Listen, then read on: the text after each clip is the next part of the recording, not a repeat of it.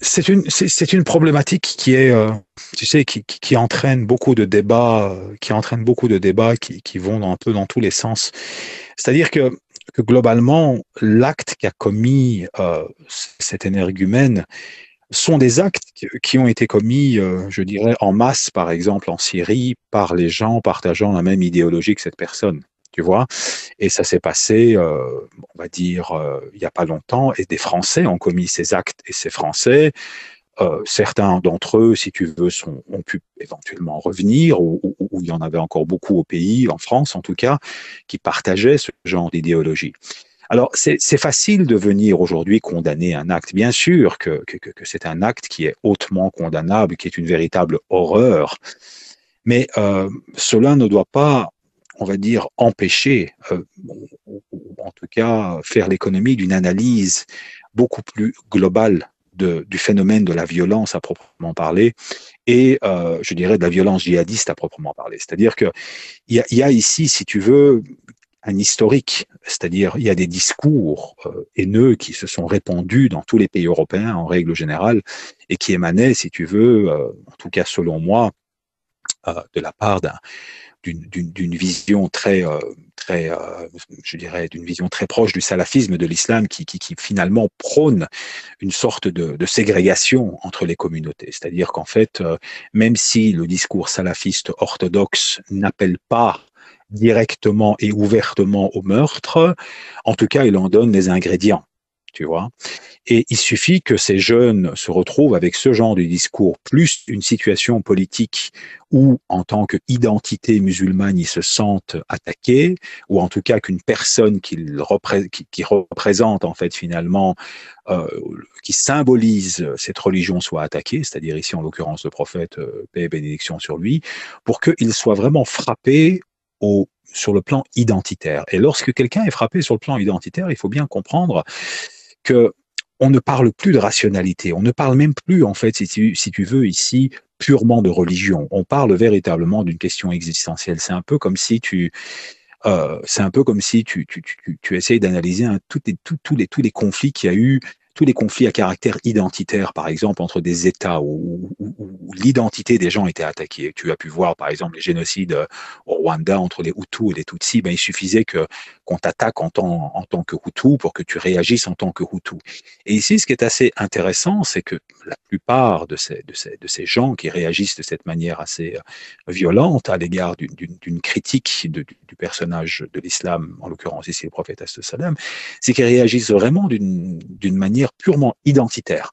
Tu vois, et la question qui se pose ici doit être bien évidemment déclinée sous plusieurs aspects. C'est-à-dire que il existe des discours à l'intérieur même de la famille de l'islam, justement le discours salafiste, qui met véritablement l'emphase et l'accent purement sur l'aspect identitaire de la religion. Tu vois d'ailleurs, tu vois ces gens qui vont souvent mettre en avant la visibilité de la religion, ils vont le montrer, ils vont être fiers de leur montrer, ils vont être fiers de le montrer, ils vont dire que cette religion fait partie de leur identité. Et tu sais, cet aspect identitaire mène très souvent à des réactions épidermiques lorsque ton identité est attaquée. Par exemple, si toi, si tu abordes l'islam sous un angle purement spirituel, c'est-à-dire que pour toi, l'islam est un sens existentiel et le prophète, pour nous, est un homme incarne à merveille, si tu veux, cette voie qui nous permet de nous élever au niveau de notre conscience.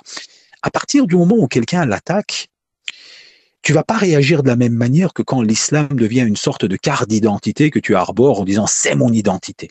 Si je t'attaque dans ton identité, c'est un peu comme si je t'attaque dans ton sens existentiel, mais plus dans le sens existentiel spirituel, mais dans ton être, tu vois. Et donc là, la réaction peut être très violente. Et donc, ce qui pose problème aujourd'hui, ce sont les versions de l'islam ou les visions de l'islam qui mettent excessivement l'accent sur l'identité.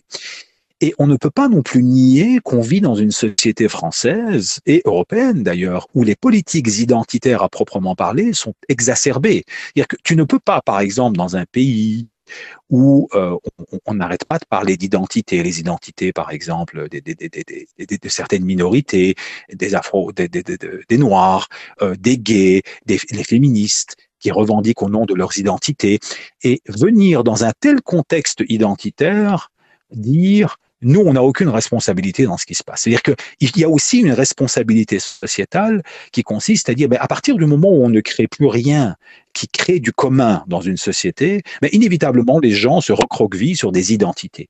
Et là, le salafisme, à merveille, va venir jouer son rôle je dirais, de support identitaire à un ensemble de gens on va dire, qui s'inscrivent dans cette religion et qui va donner, si tu veux, une validation à cette espèce de polarisation vis-à-vis, si tu veux, de l'autre. Et donc, à partir du moment où tu attaques le symbole de l'autre, ben, c'est un peu comme si tu l'attaques lui, tu attaques sa mère, tu attaques même plus. C'est comme si tu insultes sa mère, tu insultes son père. C'est comme si tu l'insultes dans le plus profond de ce qu'il est, tu vois. Et donc il y a des réactions extrêmement violentes qui peuvent sortir de là. D'ailleurs, juste pour faire une petite parenthèse, là où les versions de l'islam identitaire sont très prononcées, on va prendre par exemple certains pays qui se sont créés sur base d'une pure identité, comme par exemple un exemple que tu peux éventuellement connaître dans le sous-continent indien, le Pakistan. Tu vois, les violences sectaires au Pakistan sont d'une violence inouïe. Pourquoi? Parce qu'on est véritablement dans l'islam identitaire. Parce que l'identité de l'islam fait partie intégrante du pays. Et donc, là où l'islam identitaire est très fort, ben, inévitablement, les phénomènes de violence vont aussi être éventuellement beaucoup plus exacerbés. Alors que lorsqu'on appuie un tout petit peu plus, ou on déplace le centre de gravité de la religion sur l'axe spirituel, ben, cette violence aura une tendance à être moins prononcée.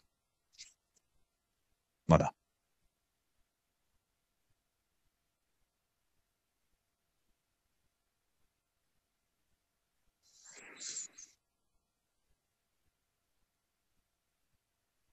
Ah, mais je pense qu'il n'y a pas de justification à trouver à une horreur de cet ordre-là. Le gros problème, si tu veux, c'est que je ne suis pas sûr que le seul fait de condamner un acte de violence tel que celui-là suffise à pouvoir éventuellement commencer à, on va dire, à régler le problème. Et le problème est véritablement multifactoriel. C'est-à-dire qu'il y a un problème à l'intérieur de la famille de l'islam qu'il faut absolument attaquer. Et c'est pour moi, selon moi, c'est le salafisme. Le salafisme et les frères musulmans qui, pour moi, incarnent à merveille, si tu veux, les uns, l'islam identitaire et qui donnent tous les ingrédients pour pouvoir éventuellement haïr, tu vois, et les autres, si tu veux, c'est le passage à la sphère politique qui, pour moi, en fait, si tu veux, est une forme de perversion de la religion. Parce que la religion n'a pas, si tu veux, pour vocation de gérer le politique. Il a pour vocation d'élever les consciences et il s'avère que, historiquement parlant, il a fallu gérer le politique. Mais la gestion politique de l'islam ne faisait pas partie de l'essence de cette religion. Alors quand certains viennent et jouent la carte purement politique, et fourvoie cette religion en essayant de lui donner une couleur purement politique, là aussi on est dans une forme de dévoiement de la religion. Et donc pour moi, ces deux courants sont fortement responsables de cette situation, mais je ne pense pas qu'une simple condamnation sans appel, même si elle est nécessaire, suffise, si tu veux, à pouvoir éventuellement demain régler ce genre de problématique. Pourquoi? Mais parce que ce qui m'inquiète, ce n'est pas tant les gens qui passent à l'acte, c'est les gens qui peuvent observer cela et finalement, au fond d'eux, soutenir ce genre de choses. C'est-à-dire, c'est ces gens silencieux qui, au fond d'eux, ne voient aucun problème à ce genre de choses. Tu comprends ce que je veux dire? Voilà. Et ces gens-là ne se prononcent pas, tu vois. Et donc, c'est ce soutien silencieux à un paradigme problématique qui est beaucoup plus, pour moi, dangereux que le seul fait qu'on condamne ou qu'on ne condamne pas. Il faut condamner évidemment ce genre de choses, c'est clair, il y a même pas de discussion. Mais il y a quand même beaucoup plus que cela à questionner et beaucoup plus de questions qu'on doit mobiliser pour essayer de comprendre en fait finalement qu'est-ce qu'on peut faire pour que ce genre de choses ne se reproduisent plus. Et pour moi, malheureusement, ici, il y a quand même du pain sur la planche parce que c'est tellement multidimensionnel qu'on ne va pas pouvoir régler cela qu'à coup de condamnation et à coup de... Tu sais, c'est une maladie franco-française que j'appelle le bougisme. Tu sais, il faut faire quelque chose, tu vois. Alors, on va expulser 4 imams salafistes, on va fermer 3 associations et on croit que le problème est réglé, tu vois. Mais ça suffit pas. C'est un problème de fond. Tu vois, c'est un problème qui va beaucoup plus loin que ça, en fait.